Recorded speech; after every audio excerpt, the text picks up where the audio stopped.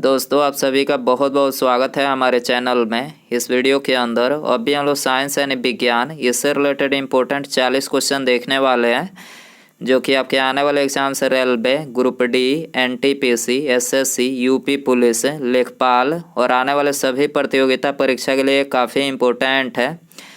तो दोस्तों आप इस वीडियो को बहुत ध्यान से लास्ट तक देखिए और चैनल पर नया है तो चैनल को सब्सक्राइब करके बेल आइकन जरूर से ऑन कर दें, ठीक है। और ये टोटल 40 क्वेश्चन है। आप इनमें से कितने क्वेश्चन जो है सही कर पाते हैं अपना स्कोर कमेंट बॉक्स में ज़रूर बताएं। तो चलिए शुरू करते हैं। देखिए यहाँ पर पहला क्वेश्चन दिया गया है, एड्स के उपचार हेतु निम्नलिखित में से किस प्रकार की औषधियों का उपयोग किया जाता है। तो देखिए एड्स के उपचार हेतु जो है ये एंटी रेट्रोवायरल, ठीक है, कौन सी औषधि है, एंटी रेट्रोवायरल औषधियों का जो है उपयोग किया जाता है, ठीक है। आंसर हो जाएगा ऑप्शन ए। इसके अलावा यदि हम बात करें एड्स की, तो एड्स जो है किसके द्वारा होता है। तो देखिए एड्स जो है ये HIV नामक खतरनाक वायरस के द्वारा होता है और हर साल 1 दिसंबर को जो है ये पूरे विश्व में एड्स दिवस के रूप में मनाया जाता है, ठीक है। आपको याद रखना है। क्वेश्चन नंबर 2 है, सोरा यानी सल्फेट जो बारूद बनाने के लिए काम में आता है, इसका रासायनिक नाम क्या है। तो सोरा का रासायनिक नाम आपको बताना है। तो देखिए इसका रासायनिक नाम है पोटेशियम नाइट्रेट, ठीक है। पोटेशियम नाइट्रेट जो है ये एक रासायनिक यौगिक है और इसका सूत्र क्या है। तो देखिए इसका सूत्र है KNO3, ठीक है। क्या है सूत्र, KNO3 जो इसका सूत्र है। इसके अलावा यदि हम बात करें पोटेशियम क्लोराइड की, तो देखिए पोटेशियम क्लोराइड जो है ये एक अकार्बनिक यौगिक है। इसका सूत्र क्या है। तो देखिए इसका जो सूत्र है वो है KCl, ठीक है। KCl जो है इसका सूत्र होता है और इसका उपयोग जो है जल की अस्थायी कठोरता को दूर करने के लिए इसका उपयोग किया जाता है। पोटेशियम सल्फेट की बात करें तो देखिए पोटेशियम सल्फेट जो है ये भी एक अकार्बनिक यौगिक है, ठीक है। इसका सूत्र क्या है। तो देखिए इसका सूत्र है K2SO4, ठीक है। K2SO4 इसका सूत्र है, ठीक है। बात करें पोटेशियम कार्बोनेट की, ये भी अकार्बनिक यौगिक है और इसका सूत्र है K2CO3, ठीक है। K2CO3 इसका सूत्र है, आपको याद रखना है। क्वेश्चन नंबर 3 है, विटामिन ई का रासायनिक नाम क्या है। विटामिन ई का रासायनिक नाम क्या है, वेरी इंपॉर्टेंट क्वेश्चन है ये। तो देखिए इसका जो रासायनिक नाम है वो है टोकोफेरॉल। क्या है, टोकोफेरॉल जो है इसका रासायनिक नाम है, ठीक है। और इसकी कमी से मनुष्य में जो है, मतलब विटामिन ई की कमी से मनुष्य में जनन शक्ति में जो है कमी आती है, ठीक है। और इसका स्रोत पूछा जाए, इसका स्रोत क्या है। तो देखिए इसका जो स्रोत है वो है हरी सब्जी, मक्खन और दूध, ठीक है। हरी सब्जी, मक्खन और दूध जो है इसके स्रोत हैं। क्वेश्चन नंबर 4 है, द्रवित ब्यूटेन एवं आइसोब्यूटेन का मिश्रण कहलाता है, क्या कहलाता है। तो देखिए ये LPG कहलाता है, ठीक है। द्रवित ब्यूटेन एवं आइसोब्यूटेन का मिश्रण क्या कहलाता है, LPG कहलाता है, ठीक है। और इसे LPG को ये रसोई गैस के रूप में भी जाना जाता है। इसका फुल फॉर्म पूछा जाए, इसका फुल फॉर्म क्या होता है। तो देखिए इसका फुल फॉर्म होता है लिक्विफाइड पेट्रोलियम गैस, ठीक है। लिक्विफाइड पेट्रोलियम गैस जो है इसका सूत्र होता है। क्वेश्चन नंबर 5 है, खगोलीय पिंडों का अवलोकन करने के लिए प्रयोग में लाया जाने वाला यंत्र है। तो खगोलीय पिंडों को किसके द्वारा जो है पता लगाया जाता है, मतलब अवलोकन किया जाता है। तो टेलीस्कोप के द्वारा, आपको याद रखना है किसके द्वारा, टेलीस्कोप के द्वारा, ठीक है। आंसर हो जाएगा ऑप्शन ए। क्वेश्चन नंबर 6 है, ओजोन परत का कार्य क्या है। आपको बताना है कि ओजोन परत का क्या कार्य है। तो देखिए इसका जो कार्य है वो है यह सूर्य की हानिप्रद पराबैंगनी किरणों को फिल्टर करती है, ठीक है। ओजोन परत जो है यह सूर्य की हानिप्रद जो मतलब हानिकारक जो मतलब किरणें आती है उससे जो है फिल्टर करके पृथ्वी पर भेजती है। तो इसके किसका कार्य होता है, ओजोन परत का कार्य होता है। क्रायोलाइट किस धातु का अयस्क है, वेरी इंपॉर्टेंट क्वेश्चन है। क्रायोलाइट किस धातु का अयस्क है। तो ये एल्युमिनियम का अयस्क है, आपको याद रखना है किसका अयस्क है, एल्युमिनियम का। आंसर हो जाएगा डी। क्वेश्चन नंबर 8 है, बिजली घर से सप्लाई की जाने वाली वोल्टता को स्थिर करने के लिए प्रयोग में लाई जाने वाली युक्ति है। तो प्रयोग में लाई जाने वाली युक्ति कौन सी है। तो वो है ट्रांसफार्मर, ठीक है। याद रखना है क्या है, ट्रांसफार्मर है। आंसर हो जाएगा ऑप्शन बी। क्वेश्चन नंबर 9 है, अल्जाइमर रोग में मानव शरीर का कौन सा अंग प्रभावित होता है। तो अल्जाइमर रोग में मानव शरीर का जो है मस्तिष्क प्रभावित होता है, ठीक है। आंसर हो जाएगा बी। इसके अलावा यदि हम बात करें मस्तिष्क की, तो देखिए मस्तिष्क का सबसे बड़ा हिस्सा पूछा जाए कौन सा होता है, तो सबसे बड़ा जो हिस्सा होता है वो होता है सेरेब्रम। सेरेब्रम जो है सबसे बड़ा हिस्सा होता है। और मनुष्य के मस्तिष्क का वजन पूछा जाता है एग्जाम में, बहुत बार ये क्वेश्चन पूछा गया है। ठीक है, एक दिन हमने पोल डाला था हृदय के वजन का, तो आप लोगों ने काफ़ी जो है उसका गलत आंसर दिया था। 1400 ग्राम बता रहे थे हृदय का वजन का, तो आप लोग कंफ्यूज थे। तो ये मस्तिष्क का जो वजन होता है वो होता है 1400 ग्राम। ठीक है, किसका होता है? 1400 ग्राम होता है। ठीक है, और हृदय का जो हमने पूछा था उसका लगभग 300 होता है। ठीक है, 300 ग्राम होता है। महिलाओं को देखा जाए तो महिलाओं में 250 से 300 ग्राम महिलाओं का जो है हृदय का वजन होता है।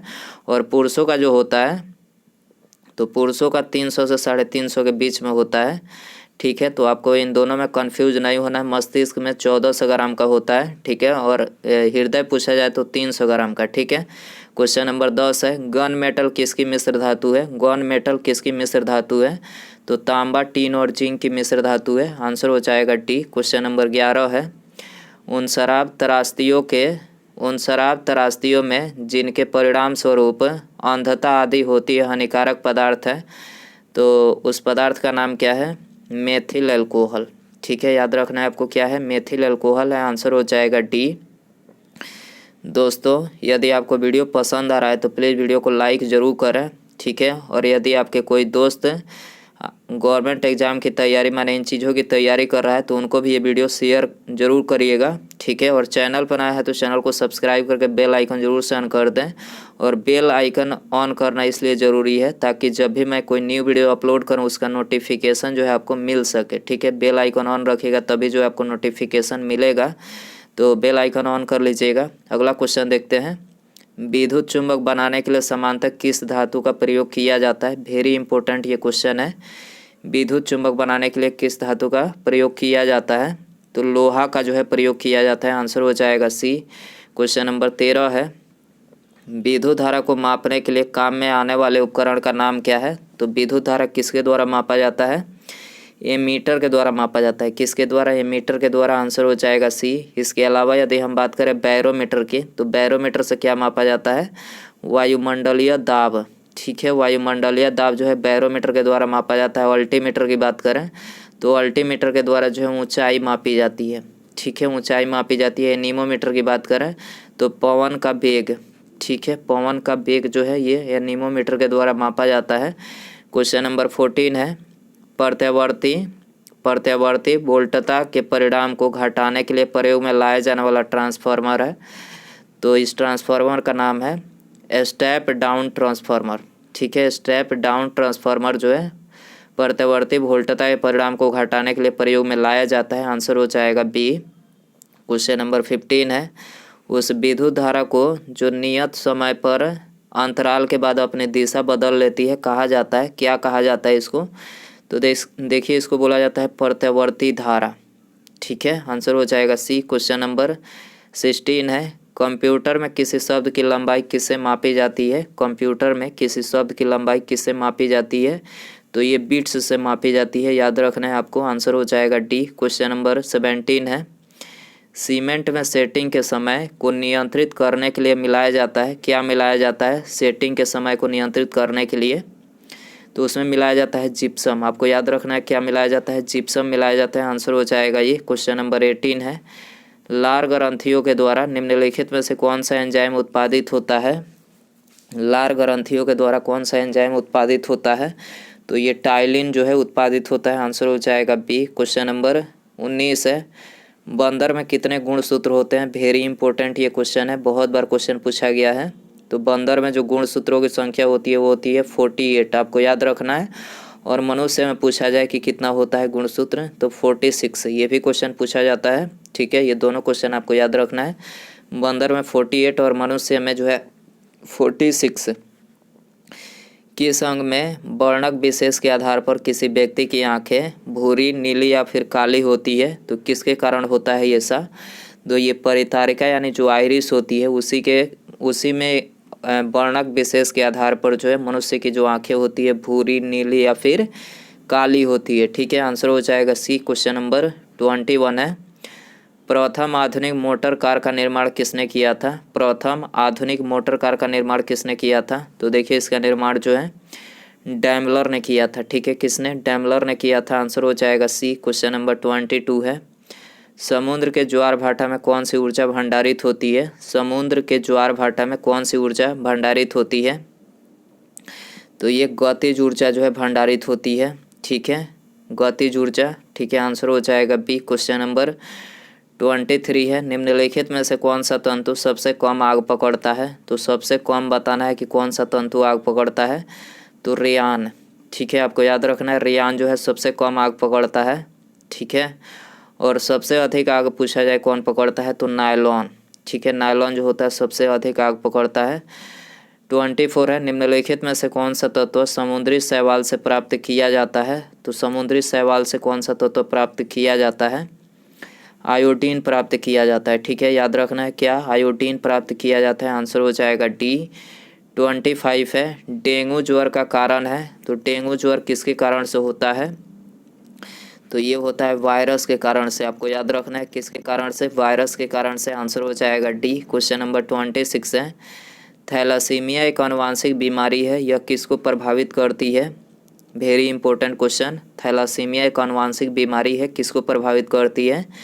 तो रुधिर यानी ब्लड को प्रभावित करती है। आपको याद रखना है किसको? रुधिर यानी ब्लड को जो है प्रभावित करती है। सोडा वाटर क्या है? Very important question. Soda water क्या है? तो ये 1 बिलियन है। याद रखना है आपको क्या है? 1 बिलियन है। आंसर हो जाएगा डी। क्वेश्चन नंबर 28 है, नमक किस खनिज से उत्पन्न होता है? नमक जो होता है वो किस खनिज से उत्पन्न होता है? तो ये हैलाइट खनिज से उत्पन्न होता है। ठीक है, आंसर हो जाएगा डी। क्वेश्चन नंबर 29 है, कौन सा उर्वरक तनु सल्फ्यूरिक एसिड के साथ अमोनिया गैस संसावित करने को तैयार किया जाता है? तो कौन सा उर्वरक है? तो इसका नाम है बेसिक कैल्शियम नाइट्रेट। ठीक है, आंसर हो जाएगा ऑप्शन ए। क्वेश्चन नंबर 30 है, श्वसन क्रिया में वायु के कौन सा घटक परिवर्तित नहीं होता है? श्वसन क्रिया में वायु के कौन सा घटक परिवर्तित नहीं होता है? तो नाइट्रोजन जो है परिवर्तित नहीं होता है। आंसर हो जाएगा डी। ठीक है, क्वेश्चन नंबर 31 है, कौन सा एक प्रकृति में अनुचुंबकीय है? निम्नलिखित में से कौन सा एक प्रकृति में अनुचुंबकीय है? तो ऑक्सीजन जो है अनुचुंबकीय है। ठीक है, आंसर हो जाएगा सी। अम्लीय विलयन में डुबाए जाने पर नीला लिटमस पेपर का रंग कैसा हो जाता है? तो नीला लिटमस पेपर का जो रंग हो जाता है वो लाल हो जाता है। याद रखना है आपको, लाल हो जाता है। आंसर हो जाएगा ये। क्वेश्चन नंबर 33 है, माइका यानी अभ्रक किस काम में लाई जाती है? माइका यानी अभ्रक किस काम में लाई जाती है? तो ये विद्युत उद्योग में जो है इसको मतलब प्रयोग में लाया जाता है। आंसर हो जाएगा बी। क्वेश्चन नंबर 34 है, निम्नलिखित में से कौन सा जीवाश्म ईंधन यानी फॉसिल फ्यूल का एक उदाहरण है? कौन सा जीवाश्म ईंधन यानी फॉसिल फ्यूल का एक उदाहरण है? तो ये है कोयला गैस। ठीक है, याद रखना है कोयला गैस। आंसर हो जाएगा सी। एक गैलन यानी यूएस गैलन का मान कितना होता है? Very important question. US gallon का मान कितना होता है? 3.875 लीटर।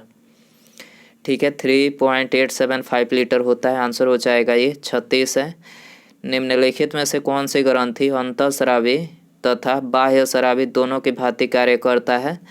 तो ये है अग्न्याशय। ठीक है, अग्न्याशय यानी पैंक्रियाज जो है ये अंतःस्रावी तथा बाह्य स्रावी दोनों की भांति कार्य करता है। आंसर हो जाएगा बी। क्वेश्चन नंबर 37 है, पल्मोनरी शिरा निम्नलिखित रक्त का संचार करती है? पल्मोनरी शिरा निम्नलिखित रक्त का संचार करती है? तो ये हृदय से शुद्ध रक्त का संचार करती है। आंसर हो जाएगा ये। क्वेश्चन नंबर 38 है, निम्नलिखित में से किस प्राणी का जीवन अवधि सबसे अधिक मतलब लंबी होती है? किस प्राणी का जीवन अवधि जो है सबसे लंबी होती है? तो कछुआ का जो जीवन काल होता है ये सबसे लंबा होता है। कछुए का जीवन काल कितना होता है? तो ये 300 वर्ष से भी अधिक दिन तक जीवित रहता है कछुआ। आपको याद रखना है। ठीक है, सबसे लंबी अवधि मतलब जीवन काल इसी का होता है। क्वेश्चन नंबर 39 है, कौन सा प्राणी सबसे बड़ा बच्चा पैदा करता है? कौन सा प्राणी सबसे बड़ा बच्चा पैदा करता है? तो इसका नाम है हाथी। ठीक है, हाथी जो है सबसे बड़ा बच्चा पैदा करता है। आंसर हो जाएगा सी। क्वेश्चन नंबर 40 है, दिल के दौरे का कारण है। दिल के दौरे का कारण है तो देखिए, स्वयं हृदय को रक्त की आपूर्ति का अभाव। ठीक है, हृदय जो होता है उसको पर्याप्त मात्रा में रक्त नहीं मिल पाती है, इसी कारण से जो है दिल का दौरा होता है, पड़ता है। ठीक है, आपको याद रखना है। आंसर हो जाएगा सी। क्वेश्चन नंबर 41 है, सोनार अधिकांशतः प्रयोग में लाया जाता है किसके द्वारा? सोनार अधिकांशतः प्रयोग में लाया जाता है किसके द्वारा? नौ संचालकों के द्वारा। ठीक है, ये दोनों ऑप्शन जो है एक ही ऑप्शन है, नौ संचालकों के द्वारा। तो यहाँ पर दोनों मतलब करेक्ट है। एक ही ऑप्शन है, देखा जाए तो एक ही ऑप्शन है, नौ संचालकों के द्वारा सोनार जो है प्रयोग में लाया जाता है। उसके बाद यहाँ पर अगला क्वेश्चन है, कौन सा हार्मोन शरीर में ग्लूकोज से ग्लाइकोजन परिवर्तन को नियंत्रित करता है? कौन सा हार्मोन शरीर में ग्लूकोज से ग्लाइकोजन परिवर्तन को नियंत्रित करता है? तो ये आपके लिए होमवर्क क्वेश्चन रहेगा। ऑप्शन है आपके पास इंसुलिन, थायरॉक्सिन, एड्रेनालिन या फिर ग्लूकेगॉन। तो सही आंसर जो है आप इसका कमेंट बॉक्स में ज़रूर बताएं। और वीडियो पसंद आया रहेगा तो प्लीज़ वीडियो को लाइक ज़रूर करिएगा। ठीक है, और यदि आपका कोई दोस्त जो है गवर्नमेंट एग्ज़ाम की तैयारी कर रहा है तो आप उसको भी ये वीडियो शेयर कर सकते हैं, काफ़ी इंपॉर्टेंट वीडियो है, तो शेयर ज़रूर करिएगा। और चैनल पर आया है तो चैनल को सब्सक्राइब करके जो है बेल आइकन ज़रूर से ऑन कर दें।